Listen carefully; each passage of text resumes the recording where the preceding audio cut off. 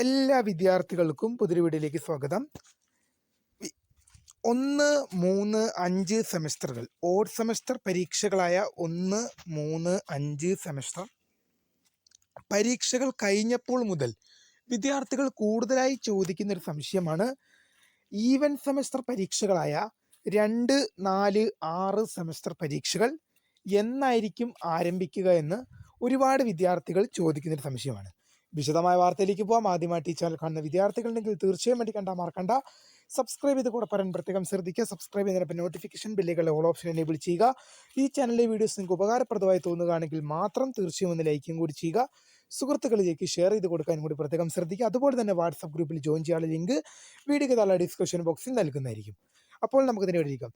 കണ്ണൂർ യൂണിവേഴ്സിറ്റിയുടെ 1, 3, 5 all semester പരീക്ഷകൾ കഴിഞ്ഞപ്പോൾ മുതൽ വിദ്യാർത്ഥികൾ ചോദിക്കുന്ന മറ്റൊരു സംശയമാണ് ഈവൻ സെമസ്റ്റർ പരീക്ഷകളായ 2, 4, 6 സെമസ്റ്റർ പരീക്ഷകൾ എന്നായിരിക്കും ആരംഭിക്കുക എന്ന് ഒരുപാട് വിദ്യാർത്ഥികൾ ചോദിക്കുന്നുണ്ട്. ഏതാണ്ട് കാലിക്കറ്റ് യൂണിവേഴ്സിറ്റിയുടെ കാര്യമൊക്കെ നമ്മൾ നോക്കുകയാണെങ്കിൽ ഏതാണ്ട് മാർച്ച് മാസം ആ സമയത്തോടെയൊക്കെയാണ് കാലിക്കറ്റ് യൂണിവേഴ്സിറ്റിയുടെ അക്കാദമിക് കലണ്ടർ പ്രകാരം എന്ത് ചെയ്യുന്നത്.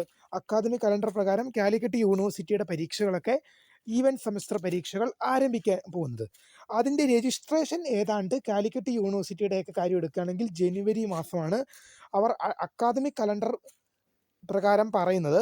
ഇനി അതെന്തെങ്കിലും മാറ്റം ഉണ്ടാവുകയോ ഇല്ലയോ എന്നുള്ളത് പിന്നീട് നോക്കാം. അതുപോലെ തന്നെ എന്തായാലും പരീക്ഷയുടെ കാര്യം എടുക്കുകയാണെങ്കിലും യൂണിവേഴ്സിറ്റീസ് എല്ലാം സാധാരണ എക്സാം ഒരു സമയത്ത് തന്നെയാണ് നടക്കാറ്. അത് വിദ്യാർത്ഥികൾ നോക്കിയാൽ തന്നെ നിങ്ങൾക്ക് മനസ്സിലാവുന്ന കാര്യമാണ്. ഇപ്പോൾ കണ്ണൂർ യൂണിവേഴ്സിറ്റിയുടെ ഓഡ് സെമസ്റ്റർ പരീക്ഷകളായ 1, 3, 5 സെമസ്റ്റർ പരീക്ഷകൾ നടക്കുന്ന അതേ ടൈമിൽ തന്നെയാണ് കാലിക്കറ്റ് യൂണിവേഴ്സിറ്റിയിലും MG യൂണിവേഴ്സിറ്റിയിലും കേരള യൂണിവേഴ്സിറ്റിയിലും ഒക്കെ തന്നെ 1, 3, 5 ഓഡ് സെമസ്റ്റർ പരീക്ഷകൾ നടന്നത്.